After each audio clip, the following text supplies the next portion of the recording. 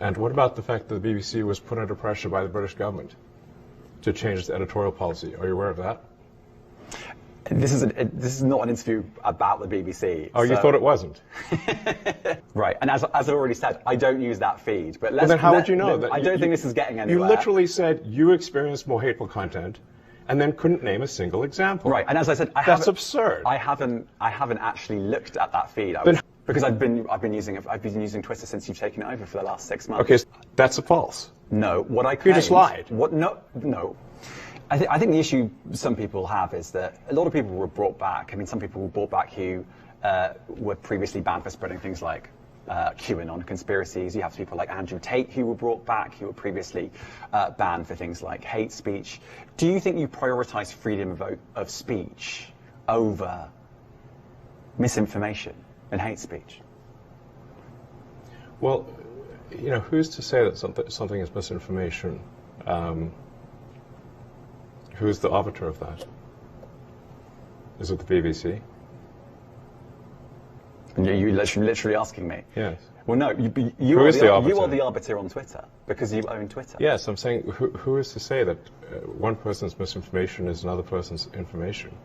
The point at which you say that there is, this is misinformation, like, who is going to decide that? But you accept that misinformation can be dangerous, that it can cause real-world harms, that it can potentially cause... Yeah, so the point I'm trying to make is that the BBC itself has, at times, published things that are false.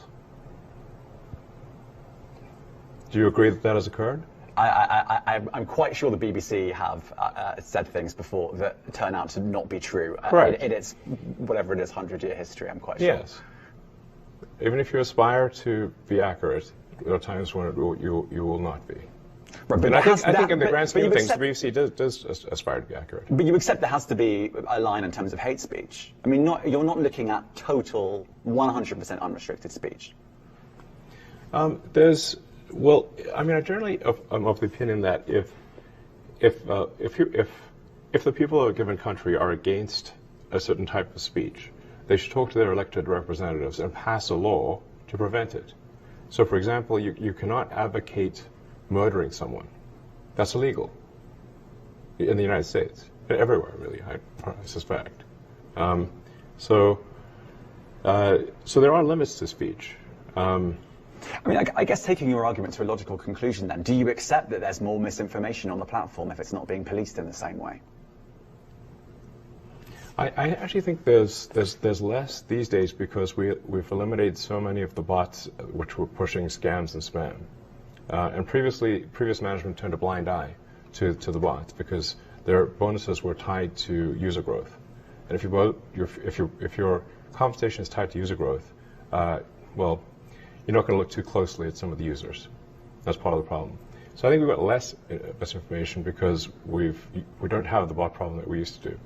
And we also have given a lot of attention to community notes, which corrects, with community itself, corrects misinformation. It's been very effective.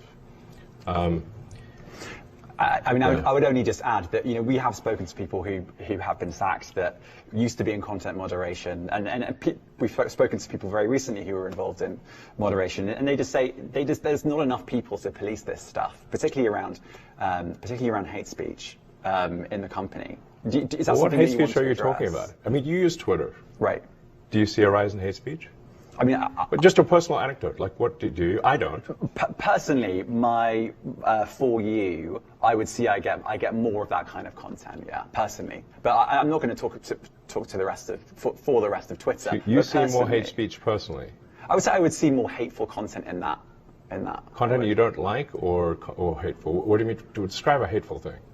Yeah, I mean, you know, just content that will solicit a reaction, something that may include something that is slightly racist or slightly sexist, those kinds of things. So you think if something is slightly sexist, it should be banned?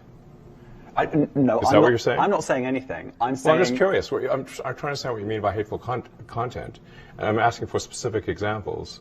And you just said that if something is slightly sexist, that's hateful content. Does that mean that it should be banned? Well, you've asked me whether my feed, whether it's got less or more. I'd say it's got slightly more. That's why I'm asking for examples. Can you name one example? I honestly don't use.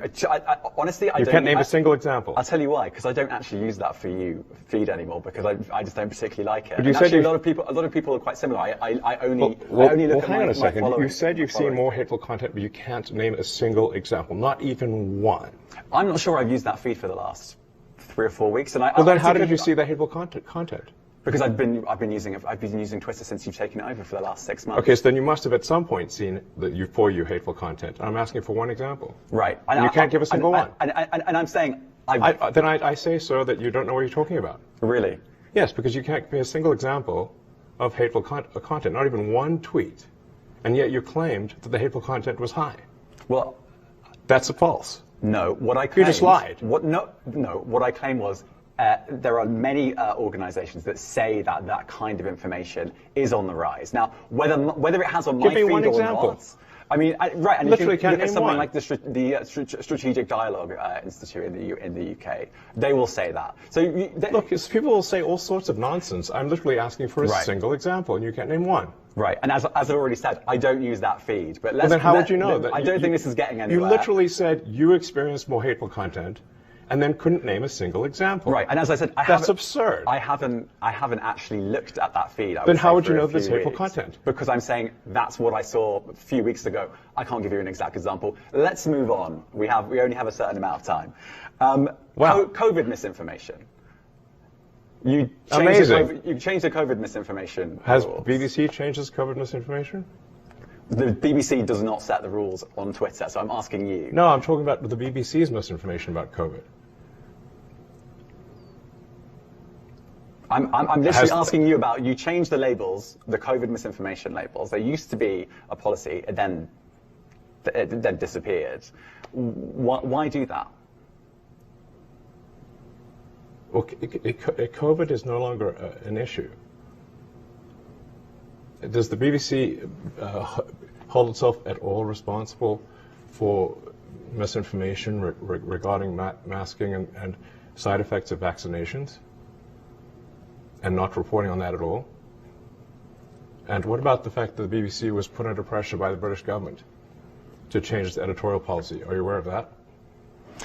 This is not an interview about the BBC. Oh, so. You thought it wasn't? I see now why you've done Twitter Spaces. I am not a representative of the BBC's editorial policy. I want to make that clear.